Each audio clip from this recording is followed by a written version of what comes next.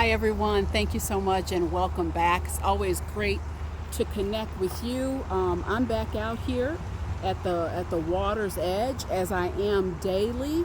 If you have not done so already, you know how we start out the program. Please go ahead and make your wish. Alrighty, let's get moving here.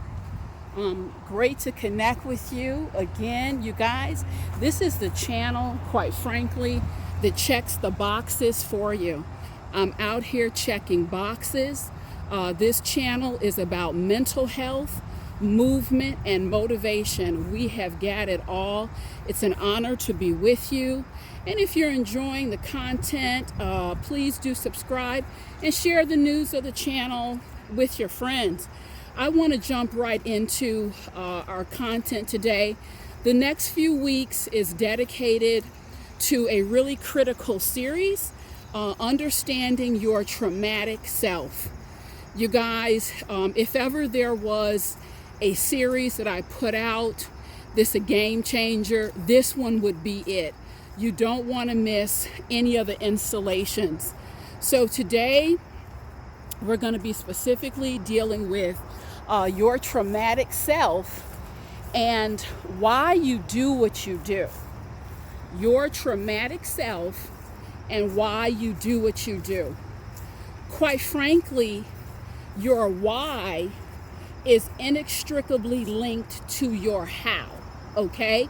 So once you understand why you do what you do, this is going to support how you move yourself out of patterns of degradation, how you move yourself out of habitual behaviors that really have you locked into places, mentalities you don't want to be.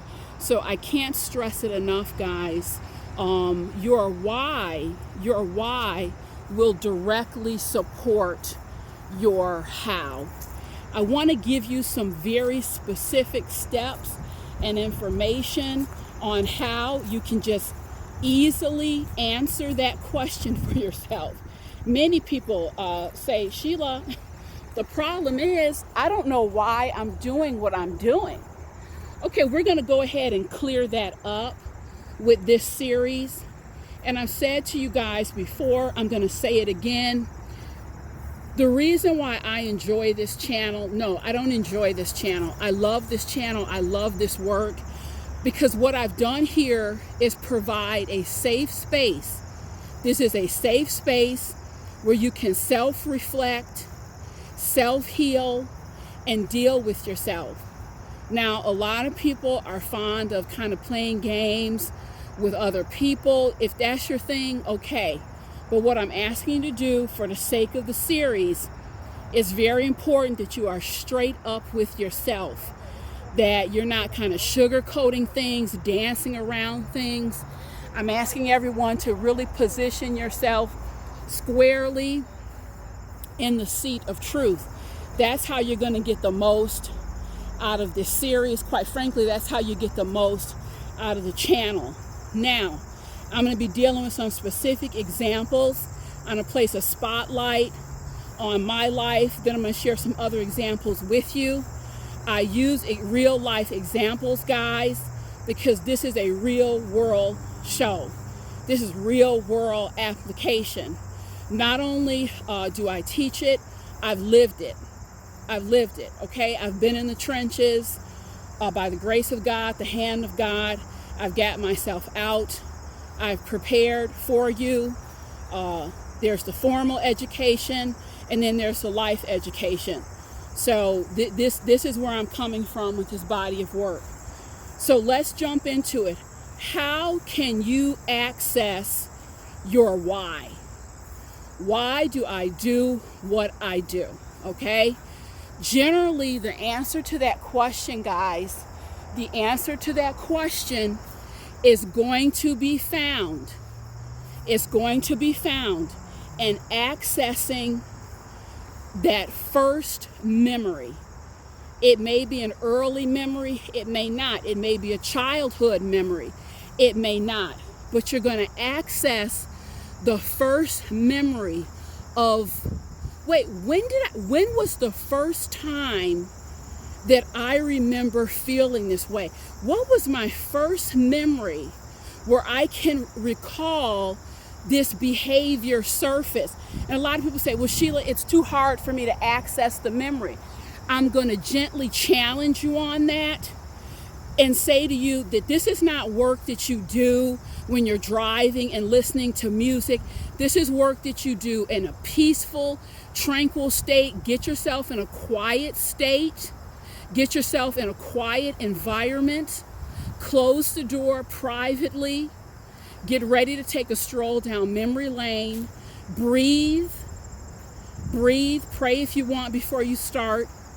And open yourself up to accessing the first memory where you remember, where you can recall feeling this way, or you can recall this behavior starting, because you guys, this is going to be directly linked 9 times out of 10.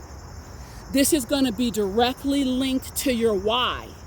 Let me take you inside of my process when I started to do this work. And I don't ask you to do anything that I have not done for myself and seen the tremendous results. Okay?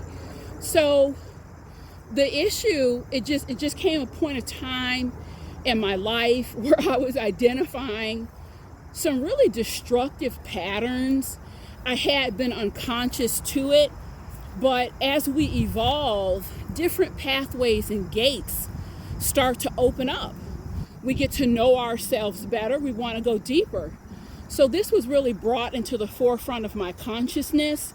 And the question was, Sheila, why do you feel a need to bend over backwards for people, number one, who don't deserve it?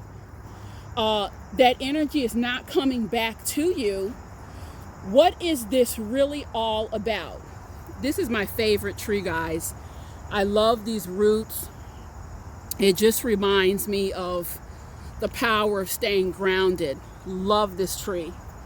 So back to the question, that was really something that had to be dealt with, because you can imagine leading with that energy in life of just doing for people, going overboard when it's not warranted and there's no reciprocal energy coming back. You guys, I ended up getting myself into quite a pickle on more than one occasion. I cannot tell you how many instances it should have a simple handshake, how you doing, nice to meet you, should have been the beginning and simultaneously the end of meeting someone. That should have been it. No, but what did I do? I went a step further, feeling the compulsion to chat, get to know someone, it just can end and did end in just a lot of hurtful and unnecessary situations. So when you discover that, the next step is not to keep going with it because now it's become automatic. The next step is to go into, wait a minute, what is my why? So I sat down with myself and said, you know what? Let's take a stroll down memory lane. When did this start? When did this patterning start? And you guys, I had a number of vivid memories of being a child, not just at home, but even in my school environment. I had a number of memories where feeling like it was a life or death for me to make things right, for me to get along, for me to fit in. I was put in positions growing up where, because they're really that guidance and just the responsible hands to kind of lead you and work with you and nurture you, that energy, that presence was not readily available. So I slipped into this energy of just working overtime to make everything good, to make everything right. when really, honestly, I should have been playing with Barbie dolls. I should have just been, playing with my puppy in the park. I should have been worried about, what packages I'm gonna unwrap at Christmas time. But it was a life circumstance where adult responsibilities and just heavy duty things were thrown at me. So I got into the mode, very automatic, very young age, guys. We're talking 6, 7 years old, of just kind of dancing the jig, making things right. Hopefully this will be good. I'll kind of get my pat on the head, get the attention, everything will calm down in the household. So it started, just like dancing the jig. And those were my first vivid memories. And so step 2, this is the same step I took. I really started writing down what kind of positions that put me in, what were the base feelings and emotions that came with it. If I did not engage in that behavior of running around, making things right, being in a panic to do the right thing, how did that make me feel as a child, as a teenager, coming up through the years? So I started to give myself, if you remember in the video, the first installation, I talked about a coherent narrative. So I had to go back and pull up my coherent narrative. Okay, and that was giving more definition, more flavor, more context to why I was doing what I was doing. You guys, this was the start of my traumatic self. Okay, you can imagine just a little kid trying to dance the jig, trying to figure it out. And I had years and hours and months to reinforce it. That's what happens. We start with this behavior, and then it gets reinforced. It gets reinforced over the years. It became automatic. It became unconscious. And I'm telling you straight up, people that I should have put on my gym shoes, you see my gym shoes? People that I should have put my gym shoes on and ran the hell away from. I'm talking about sprint. I was running toward them because it was automatic. Let me make it right. Let me make it good, whatever the case may be. So you see, when you sit down and you go back to that first memory where it started, those early memories, that was my why. My why was, well, why do I do this? Why did this become a pattern? It became a pattern because I needed to survive as a little child. And a little child is going to do what they need to do. I put it together the best way I could. And because there had not been an intervention, how do you know when you're 11, 12 years old even what you're doing? It was so unconscious. There had not been an intervention, guys. So I kept going with it. That's what I want you to understand. You have to get in touch with when the pattern started. When did it start? Now, understanding that, with compassion, I was able to come in there and support the how. And the how is what this series is about.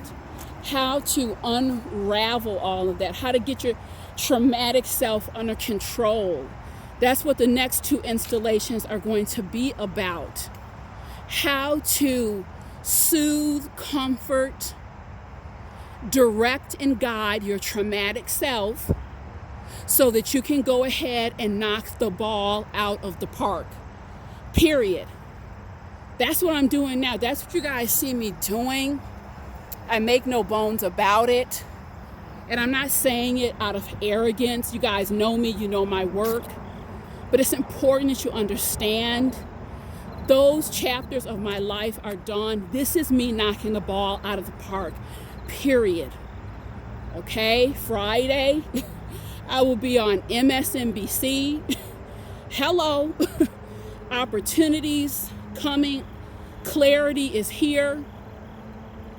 enjoying my life to the fullest. This is where I want everyone to get. This is what this work is about. This is what my life is devoted to, because I know darn well what can happen if you don't get a handle on the traumatic self. The traumatic self will literally run you into a ditch. Not because it wants to, it's because that's what it does. It doesn't know what else to do. The traumatic self has been traumatized. So, I want to share with you another example of how you get in touch with your why, okay? I was working with a gentleman, lovely, lovely gentleman. He had an anger management problem. Had a problem with anger, guys. It had cost him 3 relationships, not 1, not 2, 3. Cost him 3 relationships. His relationship with his children had cost him jobs, cost him sleep. And he said point blank, I cannot. And when I tell you I cannot, I mean it, Sheila. I cannot continue this way. And the problem is, I know this intellectually. We can talk intellect all day. I know this intellectually. The problem is, I don't seem to be able to control this behavior. It's behaviors and thought patterns. Okay, what did we do? We plugged in the same methodology. Let's go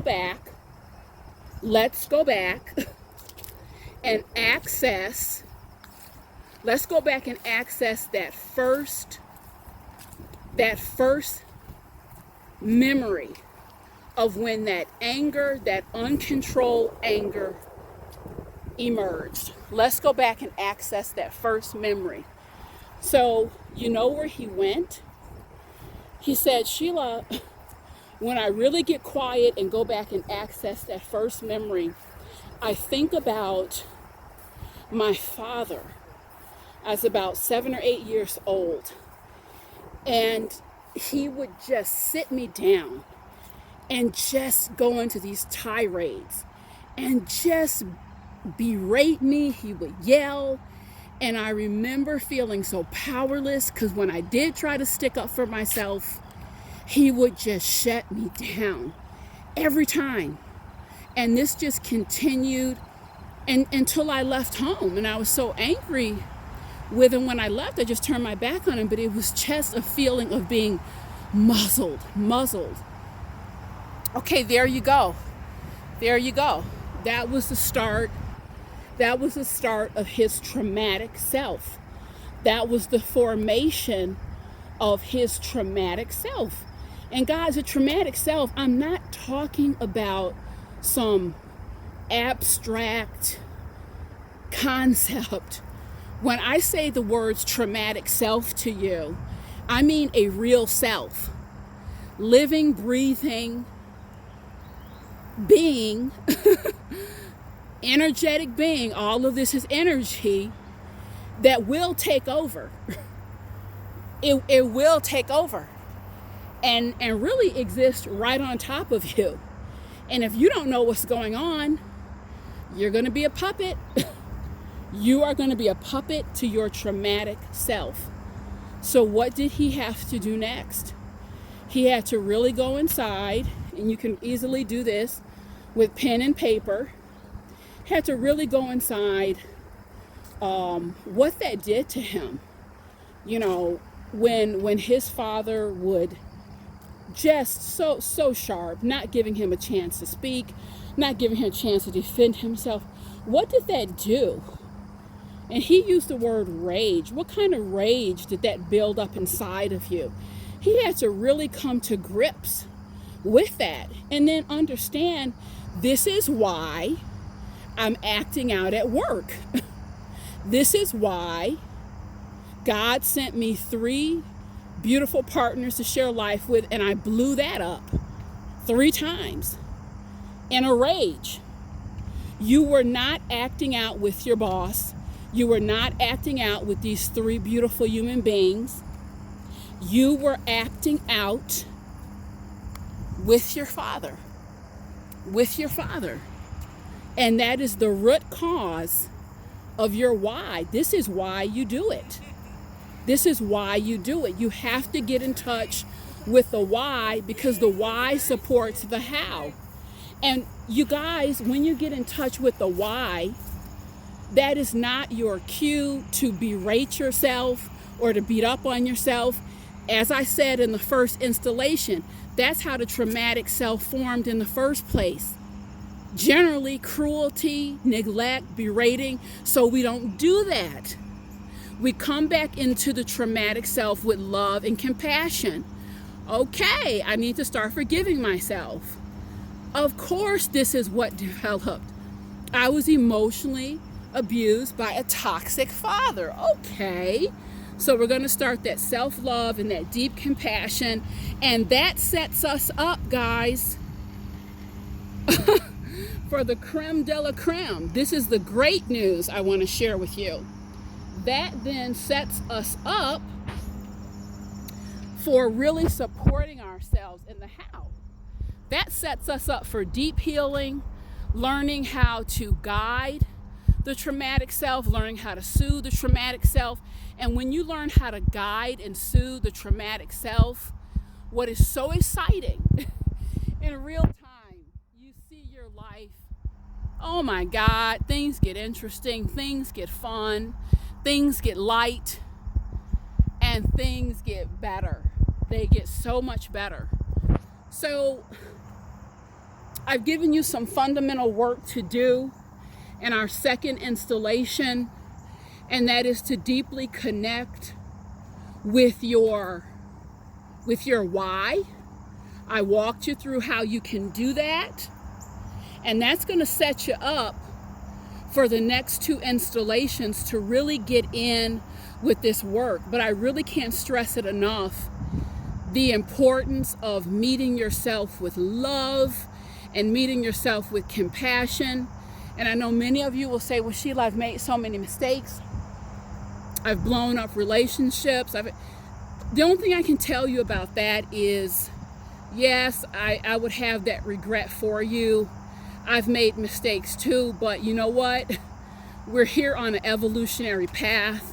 We're learning. When you know better, you do better. And you know, if it's been 5 years for you, what I will say is the only thing that's worse than suffering for 5 years is suffering 5 years in a day, guys. You're gonna have to just make a decision. There's some things we just say to ourselves, I'm sorry that happened. I really am. I gotta cut my losses. I have to go on and just have the best life that I can. This is why I'm so passionate about this work, because there's so much available to you. There's so much available, but you just can't access it or enjoy it with all this junk swirling around. Time to clear the junk. Time to get cleared, and just time to have a wonderful, wonderful life. Would you look at these trees? Would you look at this beautiful stream? You guys, this is the good stuff. This is the best part of life. This is the best part of life. Not being tied up, swirled up, choked up emotionally. This is the best part of life. So I'll be back with the next set of installations. Again, subscribe if you're loving it, you enjoy it, share it with your friends and your family. And you guys, thanks so much. It's wonderful to connect with you. I'm gonna finish my walk. I think I can do another 3 miles. I can challenge myself, and I'll see you soon.